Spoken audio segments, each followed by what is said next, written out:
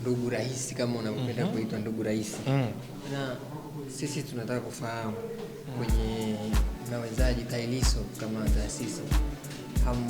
Mnaweza haya matatizo ambayo yanatokea kwa wanavyuo ambayo yameripotiwa na baadhi ya matukio kama kwenye kipindi cha Umbrella na sauti kurejea news said mtandao posti kutoka kwenye mji ule wa Sengerema kwa wanachuo ambao wanaacha vyuo kisa ada na tatizo mengine.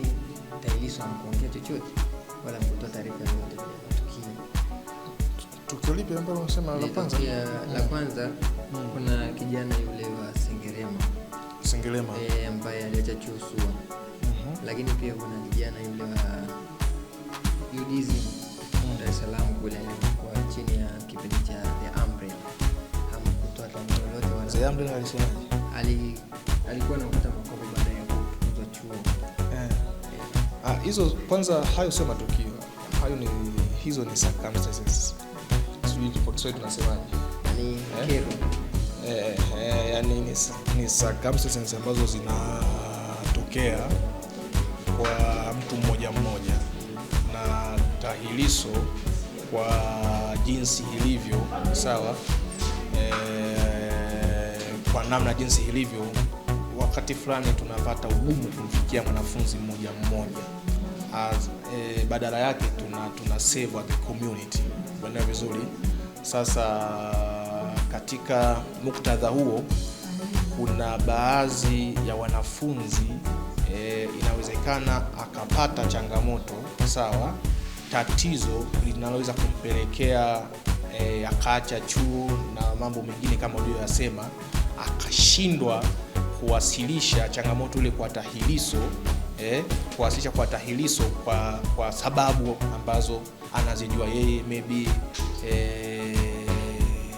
shindwa kufahamu umuhimu wa chombo hiki katika kutatua changamoto ile, sawa, ama kushindwa hata kufahamu kabisa kama kuna taasisi inaitwa nini TAHLISO. Unaelewa vizuri?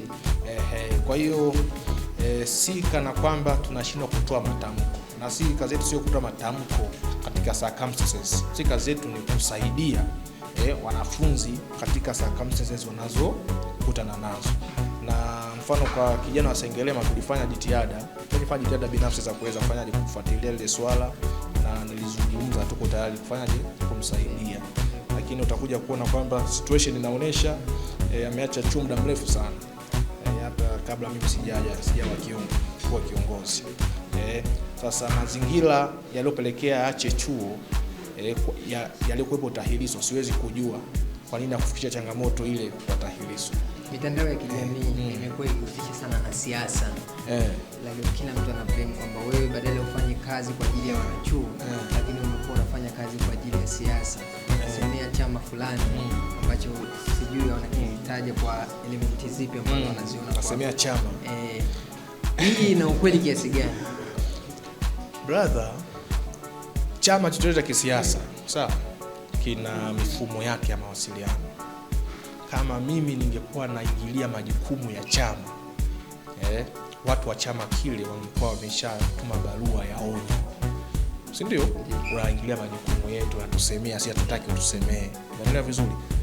Lakini ukimya na kutokupata barua hiyo, maana yake hizo tuhuma ni batili. Unaelewa vizuri? Kwa maana sisaidii chama cha kisiasa wala kisikisemee, na hakuna mahali popote utakaponikuta nimekaliliwa ama kurekodiwa ninashawishi umma wa watu naoongoza wajiunge na chama hiko wanachana na kisemea, sababu hizo ndio kazi za kusaidia chama. Either watu wako naoongoza uwashawishi wajiunge na chama kile, ama uwe sehemu ya kujenga chama. Sasa mimi si katika sema kujenga chama, na sije kushawishi umma wangu mimi unaoongoza wajiunge na chama. Unasemaje mimi nasaidia chama? Umeelewa vizuri? Kushiriki siasa, basically the answer is yes. Sawa? Hakuna jinsi utakavyomtenga kijana msomi, mwanafunzi wa chuo na siasa. Hata katika familia, baba anatumia siasa kuongoza familia yake. Si kama mnafahamu hiyo. Ukipata wasaa nitakuja kukuambia maana ya siasa ili ujue familia bila siasa ifanyaje? Haiendi. In short, any kind of management, administration, leadership limekuwa originated from politics. Kwa hiyo management, administration, leadership, sawa, ni branches of politics. Kwa mimi kwa rais wa TAHLISO, hata mfumo niliotumia kupata urais ni siasa, kwa sababu nilipiga kampeni, ndio nilichukua fomu kwanza, nikajaza, nikarudisha, nikapiga kampeni, nikachaguliwa. Ule uchaguzi ni demokrasia. Demokrasia ni part of politics. Sasa anasema, ananishtumu natumia siasa, anakasirika, ni kwamba hajui maana ya siasa. Kumsaidia, siasa covers everything about life. Siasa bring changes, sawa? Siasa bring advancement. Siasa bring prosperity. Sasa nisipotumia siasa, unataka niongozeje taasisi? Mara ya mwisho nani taarifa ya jeshi la polisi mkoa wa Mwanza limshikilia mwenyekiti wa CHASO wa chama fulani. CHASO ndio nini kwanza? Chama cha vijana, chama cha demokrasia na maendeleo kwa vijana, Umoja vijana Chadema. Okay, sawa. Ni mwanafunzi ambaye pia ni mwanafunzi wa sauti. Sasa baada ya kushikiliwa kwa mwanafunzi ambaye anahitajika kuingia darasani na afanye majukumu mengine ya mwanafunzi, mimi kama TAHLISO haijawashtua kwa namna yoyote. Kushtuka kwetu sisi ni pale ambapo mwanafunzi wa chuo anashikiliwa bila kufuata mujibu wa sheria za nchi. Unaelewa vizuri? Polisi inaongoza kwa sheria. Unaelewa vizuri? Kwa mujibu wa sheria wameona kuna haja ya kumshikilia mwanafunzi yule, ili hali wanajua anasoma, sawa, anahitaji kufanya mitihani, si ndio? Lakini sheria zimewaruhusu polisi wamshikilie mwanafunzi wa CHASO, sawa? Nini amefanya? Sawa? Nini kinachoendelea? Polisi wana miiko yao ya ufanyaji kazi. Na sisi taasisi TAHLISO tuna miiko yetu ya ufanyaji kazi kuwasaidia wanafunzi wenzetu. Sawa? Mojawapo ya miiko yetu, hatupaswi kuingilia vyombo vya ulinzi na usalama vinavyotimiza wajibu wao. Unaelewa vizuri? Ila tutaingilia pale ambapo tunapoona kuna ukiukwaji kubwa wa sheria, sawa, kwa wanafunzi hawa tunaoongoza. Lakini so far so good, ile kitu ya huyo kijana ambao umesema ni wa CHASO kushikiliwa, sisi TAHLISO tumejisikiaje, tunafanyaje? Sisi tunafanya kazi kwa mujibu wa sheria zinazotuongoza sisi. Hatupaswi kuingilia vyombo vya usalama pindi wanapotekeleza majukumu yao. Yes. Mheshimiwa, ni kiongozi wa taasisi ya wanafunzi wa elimu ya juu, maana yake umeshakuwa sasa role model ya wanafunzi ambao pengine wana ndoto za kuja kuwa viongozi. Mimi labda kwa TAHLISO kama mkufunzi, lakini hata katika serikali ya Jamhuri kwa ujumla, unaweza kumweleza vipi kijana mbele hii haoni kama nyuma yake kuna watu ambao labda washakuwa wana familia na uongozi kwenye mkoa, kwamba ili uwe kiongozi lazima uwe una mizizi ya watu ambao pengine wanakubeba ukilifaa kwa safari yako ya kiuongozi mpaka kufikia hatua hiyo, lazima uwe na watu ama jitihada binafsi na uwezo binafsi na uwezo wa kufikisha sehemu. Jibu hapo ni moja tu, na mara kadhaa nimekuwa nikisema, anayeamua ama anayepanga watu kwa ajili ya kuongoza watu ni yule aliyeumba watu, kwa maana ni Mwenyezi Mungu. Unaelewa vizuri? Kuwa kiongozi haina mahusiano yoyote na background yako. Kuwa kiongozi haina mahusiano yoyote na maumbile yako.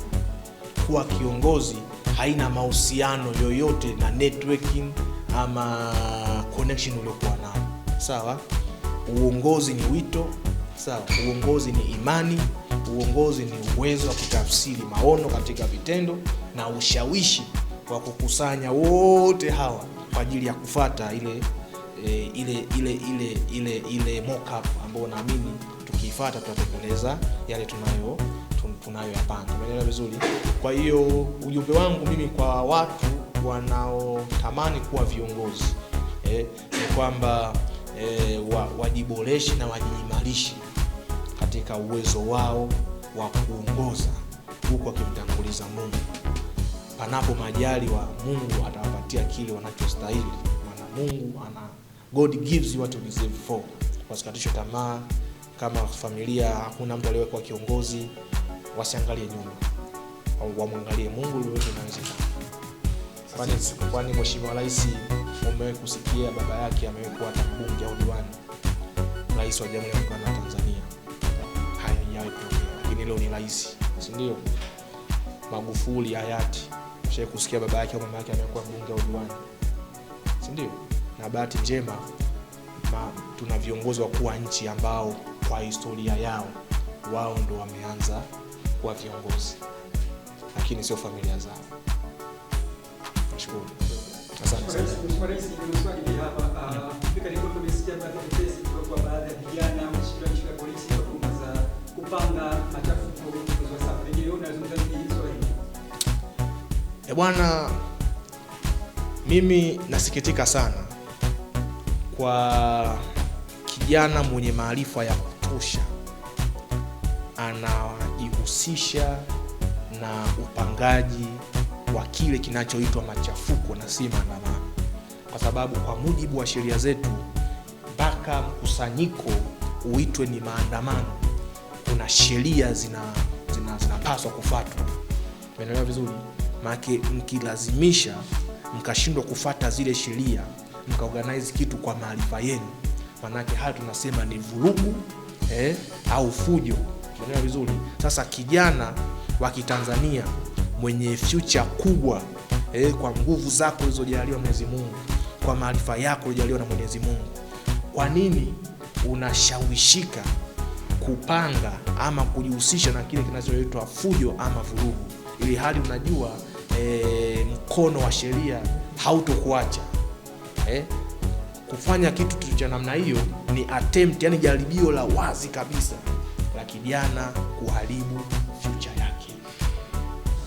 Yani anaharibu future yake yeye mwenyewe kwa mikono yake, sababu unajua sheria iruhusu, si ndio?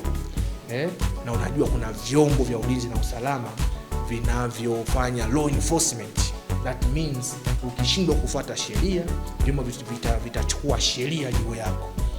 Sasa katika umri mdogo, katika mazingira hayo ya wewe kujiandaa unajitafuta, kwa nini unafanya jaribio la kimakusudi la kuharibu mustakabali wa maisha yako?